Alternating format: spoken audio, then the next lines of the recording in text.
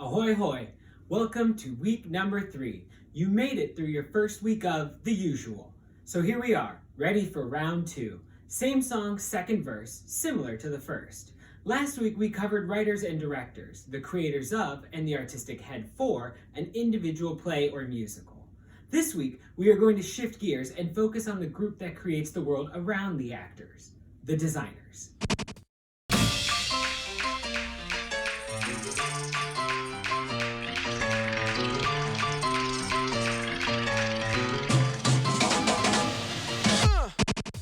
Designers are responsible for creating the world of the play that the characters both live in and live on. While there is no specific hierarchy for designers, everyone being equal collaborators and all working to the same goal of telling the story, usually the first to come up in a discussion in the world of the play, and some might say the most informative of that world, is the scenic designer. Now, mostly scenic designers say that, but they aren't wrong.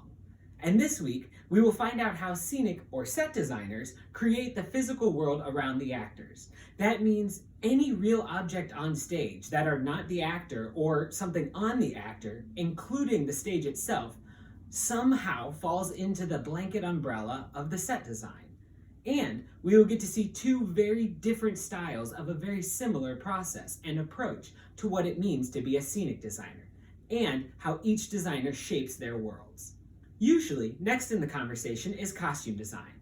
Being the only other physically tangible design area, they have the next strongest influence on the world of the play, especially for the actors.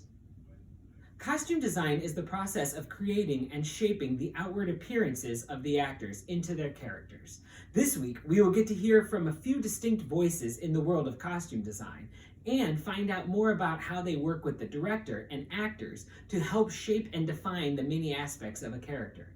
Costume designers tell us who a character is in a glance, but that glance is largely dependent on our next design area, lighting design. Lighting design in theater is the process of deciding what the audience sees, when they see it, and ultimately what it looks like. While the set designer can paint a wall white or green or blue, the lighting designer could manipulate that color in an instant. We're going to find out more about their process this week and how they guide the story in dynamic ways. Diving into two very different approaches will help us frame our understanding of the process and the goals of a lighting designer. We'll find out how they create a world that fits into the realm of the other designers, but also guides every step of the audience's experience. And we will get a sneak peek into the process and creation of the lighting design for the musicals Hamilton and Aladdin. The last, but certainly not least of the 4 primary design areas in theatrical design is sound design. Sound designers are responsible for the world around the characters and what the characters themselves sound like. We get to hear more this week about how that not only includes sound effects, scene change music, and underscoring, but also the use of microphones for both actors and on the band. We'll learn more about the challenges that a sound designer faces and how they reinforce the world of the play and motivate storytelling.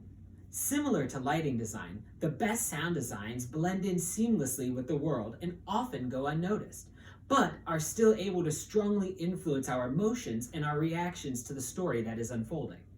While scenic, lighting, costumes, and sound are usually the 4 primary areas of design, we are also going to look into 3 additional areas that often support them, but aren't always included in every production. The specialty design areas that we will be diving into include projections designers, puppet designers, and special effects designers. Each of these specialty areas can play a strong role in the shaping of the world, but are not always called for to contribute, depending on what the script says or often what the director's interpretation of the script is. Before we get into all of that, let's pop over to the syllabus and take a look at what is assigned for Tuesday's class this week. Once again, knocking out that welcome video, well done. Once you finish, and same as last week, it's on to watching the videos for assignment number 2, regarding designers. Don't forget, those links are on page 5 of the syllabus, or found right in the assignment tab in the submission folder for this week. And once again, after completing all the videos for this week, it's onto the same worksheet from last week, which can once again be found in the content tab of D2L, or in the assignment tab directly in the submission folder for this week. The same rules apply this week when filling out the worksheet, but before you start on it, definitely check your submission from last week for any notes or ideas to incorporate into this week's assignment. I haven't gotten to see the assignments yet for this week because I'm filming this the day before it's due. So maybe you did great, maybe you did horribly, who knows? Either way, don't forget you are not limited to a page. Complete each question taking as much space as you need onto as many pages as you need. As usual, I definitely prefer 2 to 3 good sentences with examples and support over a frivolous paragraph or essay. Same as last time, if you're doing a recording for these submissions, just make sure to create some form of notes in advance to organize your thoughts. Again, I'm not looking for a specific time for these recordings. Take as much time as you need to answer the questions the way you would in writing. Once you finish your worksheet, it's time to start your discussion thread for the week. Jump over to the discussion tab on D2L, copy-paste your question and answer just like you did last week, and paste them into this week's discussion. I want to note, we should all be wrapped up with the discussion from last week by this Tuesday's class, so make sure to put that post in the correct discussion folder for designers. Get both of these assignments complete before our 8 a.m. class on Thursday, July 16th, and you will get 120 points for the worksheet, or recording, and 20 points for your discussion post. Once Thursday rolls around, you are again welcome to start your 2 post responses to other student threads, which again is your final assignment for this week. Definitely check back for feedback from last week's discussion first to incorporate that into your post responses. These are due before the class period at 8 a.m. on Tuesday, July 21st. Each thread response will get you 30 points for a total of 60 points this week. Please remember while you're doing your responses, give praise freely and often and offer improvements, but gently. That's it for this week's assignments and submissions. Let's do our quick recap of what you have to do and when it's due so you can come back to that later. Number 1, watch this video. Check. Number 2, watch all the videos listed for assignment 2 on page 5 of the syllabus. Number 3, complete the working in theater worksheet or recording based on those videos and submit it to D2L by the start of class on Thursday, July 16th. Number 4, post your 1 question and answer combo into a new thread in this week's discussion on D2L, also by the start of class on Thursday, July 16th.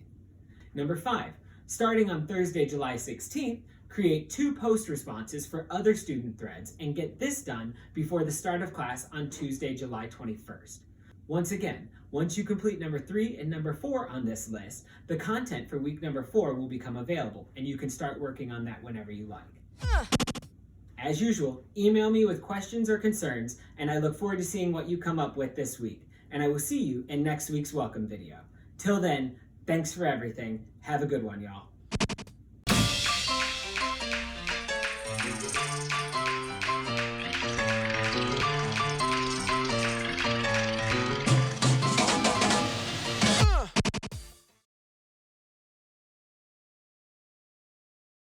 While scenic lighting,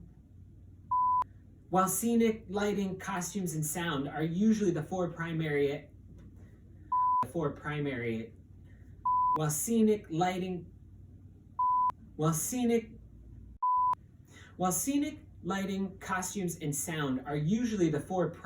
areas of design, we are also going to look into 3 additional design areas.